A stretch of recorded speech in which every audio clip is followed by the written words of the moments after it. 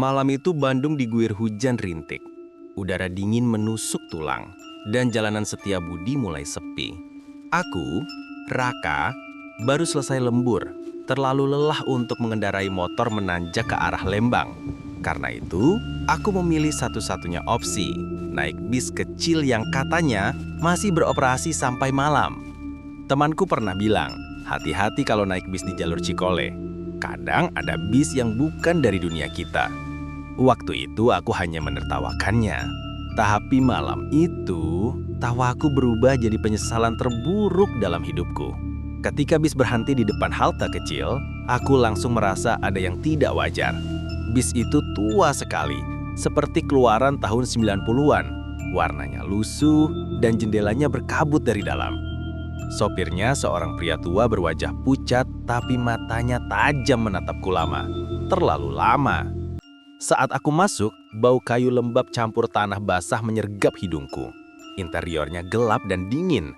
Hanya ada dua penumpang. Seorang ibu yang menggendong anak kecil, dan pria berjaket hitam yang duduk menatap keluar jendela tanpa berkedip.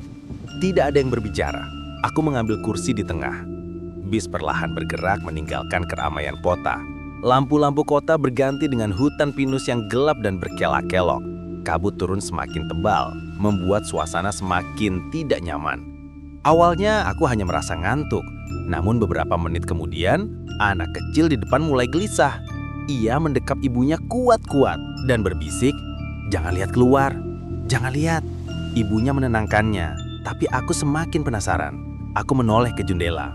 Dan saat itu, bulu kuduku langsung berdiri. Di tepi jalan, berdiri sosok-sosok tinggi, kurus dan tidak bergerak. Bentuknya seperti manusia, tapi terlalu panjang dan membungkuk. Wajahnya tidak terlihat. Mereka berbaris mengikuti laju bis, seolah dari dalam gelap mereka mengamati. Aku cepat-cepat alihkan pandangan. Jantungku terasa berdetak di tenggorokan. Aku menegur supir pelan. "Pak, ini benar ke arah Subang kan?" Supir itu menoleh sedikit, wajahnya datar. "Sudah terlanjur naik, Nak. Diam saja, jangan lihat keluar lagi." Kalimat itu tidak membuatku nyaman, justru membuat kepalaku terasa semakin berat.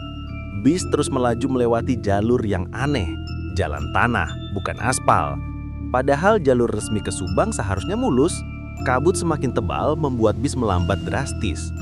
Ibu di depan mulai menangis pelan, anaknya menutup telinga rapat-rapat. Pria berjaket hitam dari tadi tidak bergerak, tapi aku merasakan sesuatu yang janggal darinya. Wajahnya terlalu pucat untuk ukuran manusia. Lalu, duk! Bis berhenti mendadak. Lampu interior mati, mesin mati. Gelap total. Dalam sunyi itu, aku mendengar suara langkah kaki di luar. Suara menyeret, berat seperti ada sesuatu berjalan mengelilingi bis. Aku tidak berani bergerak. Langkah itu berpindah dari belakang ke samping, lalu ke dekat jendelaku. Seseorang atau sesuatu mengetuk kaca. Tuk, tuk, tuk. Suara ketukannya panjang, seperti kuku panjang menyeret kaca. Anak kecil itu berbisik sambil menangis. Mereka datang lagi. Aku panik. "Pak supir," seruku. Tidak ada jawaban. Kursi supir kosong ketika kuraba dalam gelap. Supir itu menghilang begitu saja. Pria berjaket hitam tiba-tiba menyentuh bahuku. Tangannya dingin seperti mayat. Ia berbisik, "Diam, jangan lihat. Mereka sedang mencari penumpang baru." Tapi ketukan itu semakin keras memaksa perhatian. Dan tanpa sengaja, aku menoleh. Di luar jendela, berdiri sosok tubuh kurus dengan wajah putih pucat seperti kain kotor ditarik hingga berbentuk kepala. Lubang hitam besar menggantikan matanya, dan mulutnya bukan mulut, lebih seperti sobekan panjang di wajahnya. Sosok itu menempelkan wajahnya ke kaca dan tersenyum. Aku langsung berteriak. Pria berjaket hitam menutup mataku dengan paksa. Ibu dan anak itu berusaha menahan tangis. Sementara suara-suara dari luar semakin ramai. Suara tawa anak-anak serak, hentakan kaki, dan garukan keras di atas bis. Bis bergetar seperti digoncang dari luar. Atapnya bunyi keras seperti ada sesuatu berjalan di atasnya. Dalam gelap, aku mendengar suara lain, suara nafas dari belakang kursiku. Padahal kursi belakang harusnya kosong. Tiba-tiba, lampu bis menyala kembali, mesin hidup. Dan dalam sekejap, semua suara hilang. Bis melaju kencang kembali ke jalur aspal, seolah tidak terjadi apa-apa. Tapi aku tahu semua itu nyata. Setelah beberapa menit yang terasa sangat lama, bis berhenti dekat gerbang wisata Cikole. Pintu terbuka perlahan. Ibu dan anak itu turun cepat tanpa berkata apa-apa. Aku ikut turun.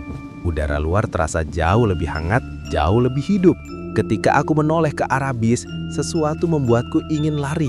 Pria berjaket hitam itu masih duduk di dalam. Ia tersenyum tipis padaku, tapi setengah tubuhnya mulai memudar, tembus layar. Ia menggerakkan bibirnya tanpa suara. Jangan naik bis malam lagi.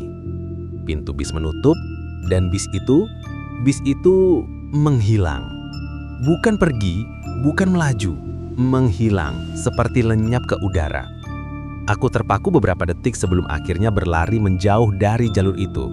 Beberapa hari kemudian, aku mencoba mencari informasi tentang bis itu.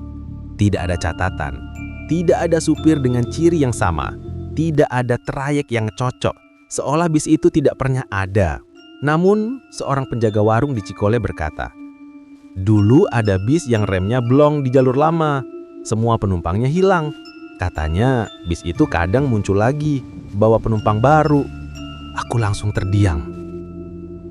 Sampai hari ini, setiap melewati jalur Cikole, aku masih bisa mendengar suara samar dari hutan, suara mesin tua, dan ketukan pelan di kaca seolah mengajak seseorang naik kembali. Dan aku tahu, kalau aku naik lagi, mungkin aku tidak akan pulang.